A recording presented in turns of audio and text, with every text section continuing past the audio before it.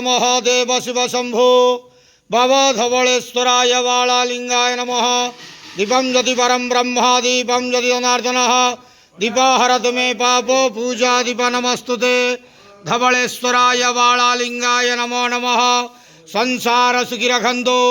आज धर्मर मास कार्तिक मासर शुभ गुरुवार रे समस्त श्रद्धालु भक्त मानक आशीर्वाद करंतु।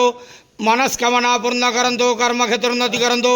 ग्रहरिष्ठ खंडन करंतु। जगतर मंगल करंतु। विश्वर कल्याण करंतु। आपणकर नाम विख्यात करंतु। सेवकर डाक श्रवण करंतु। समस्त गुआवसा भक्त मानकर मनस्कामना पूर्ण करंतु। जो जो भक्त माने आपण पाखरे मानसिक रखिछंती तांका मानसिक पूर्ण करंतु।